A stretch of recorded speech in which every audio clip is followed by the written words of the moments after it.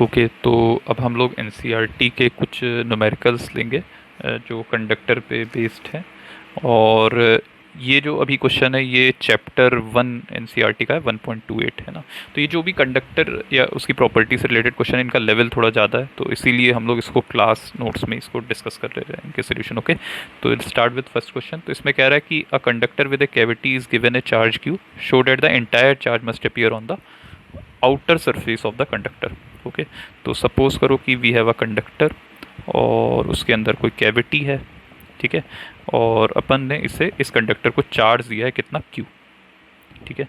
तो जैसा हम लोग ने कंडक्टर की प्रॉपर्टी में देखा, तुम लोग एक बार चाहो तो प्रॉपर्टी अच्छे से रिवाइज कर लो है ना, उसके बाद फिर इस सोल्यूशन देखोगे तो ज़्यादा बेटर रहेगा। ओके, तो हम लोग ने देखा कंडक्टर की प्रॉपर्टी में कि जो भी चार्ज हम लोग इसे देते हैं वो हमेशा सरफेस पे रिसाइड करता है कंडक्टर के। तो अभी कंडक्टर में, इस कंडक्टर में दो सरफेसेज हैं, है ना। ये एक इनर सरफेस है, ओके, और दिस इज आउटर सरफेस। यहाँ पे तो वॉल्यूम में कोई चार्ज रिसाइड करेगा नहीं, है ना। मेटल के अंदर अंदर वाले इनर सरफेस पे रिसाइड कर सकता है या आउटर सरफेस पे। तो अभी अपने को प्रूव करना है कि सारा चार्ज कहाँ पे रिसाइड करेगा, आउटर सरफेस पे। तो बहुत ईजिली हम लोग इसे प्रूव कर सकते हैं गॉस लॉ का यूज़ करके। जैसे सपोज करो we take a Gaussian surface, है ना, जहाँ पे कंडक्टर है वहाँ पे हम लोग ने गॉसियन सरफेस एस लिया। और अगर हम लोग एस पे गॉसियन लॉ लगाएं, गॉस लॉ लगाएं, apply Gauss law on S, तो गॉस लॉ का स्टेटमेंट क्या होता है, flux is equal to integration E dot D S is equal to Q enclose by epsilon naught, ठीक है। और अभी अगर हम लोग देखें तो एस के हर पॉइंट पे इलेक्ट्रिक फील्ड जीरो होगी, क्योंकि सारे पॉइंट्स कंडक्टर की वॉल्यूम में है, तो इन सभी पॉइंट्स पे इलेक्ट्रिक फील्ड जीरो होती है, अपने को पता है, रटा हुआ है। तो इलेक्ट्रिक फील्ड जो होगी वो जीरो होगी, तो ये वाला इंटीग्रल कितना हो जाएगा, जीरो। और अगर ये वाला इंटीग्रल जीरो है तो इसका मतलब क्यू एनक्लोज कितना हो जाएगा, जीरो। इसका मतलब कि ये जो गॉसियन सरफेस है इसके अंदर कोई चार्ज नहीं है ना, total charge enclosed is zero. तो इसका मतलब हम लोग बेसिकली ये कह सकते हैं कि इसके इनर सरफेस पे कोई चार्ज नहीं है, क्योंकि यहाँ पे तो चार्ज रह नहीं सकता, तो इसका मतलब इनर सरफेस पे कोई चार्ज नहीं है। तो this implies that there is no charge on the inner surface of conductor. और अगर इनर सरफेस पे कोई चार्ज नहीं है तो इसका मतलब सारा चार्ज कहाँ पे जाएगा, सारा चार्ज बाहर रिसाइड करेगा। तो ये जो प्लस क्यू चार्ज है वो सारे का सारा कहाँ पे रिसाइड करेगा, outer surface of the conductor पे रिसाइड करेगा। क्लियर है। तो अब इसी का हम लोग पार्ट भी देखेंगे। तो हर क्वेश्चन में ऐसे ही तुम्हें करना है, गॉस लॉ और कंडक्टर की कुछ प्रॉपर्टीज लगा के अपने को there will be something to find. Okay okay, तो ये इसी क्वेश्चन का पार्ट बी है, तो 1.28 वाले का। Now another conductor with charge Q is inserted inside cavity keeping B insulated from A, ठीक है। तो सपोज करो वी हैव अ कंडक्टर और वी हैव अ कैविटी, ठीक है। अब क्या किया है कि इस कैविटी के अंदर कोई अपन ने कंडक्टर रख दिया है बी, ठीक है।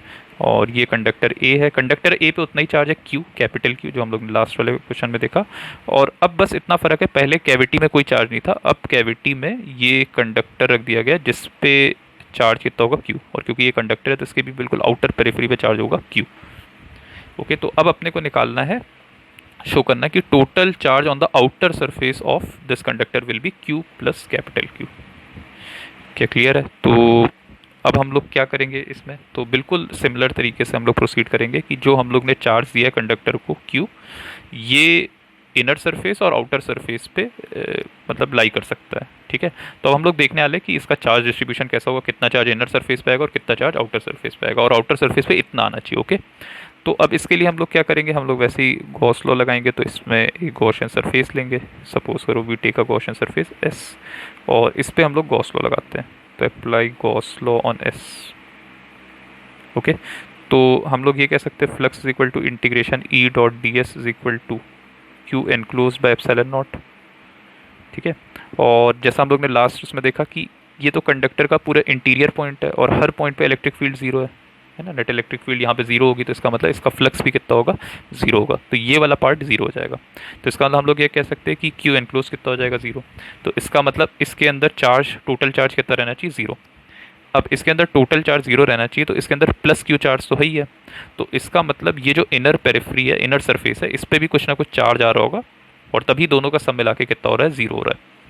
क्या क्लियर हो रही बात। तो अगर हम लोग इसको ऐसे करें, क्यू एनक्लोज को लिखें क्यू प्लस एक्स, है ना। यहाँ पे जो इनर सरफेस पे जो चार्ज आ रहा है और इसका सम टोटल मिला के कितना है, जीरो।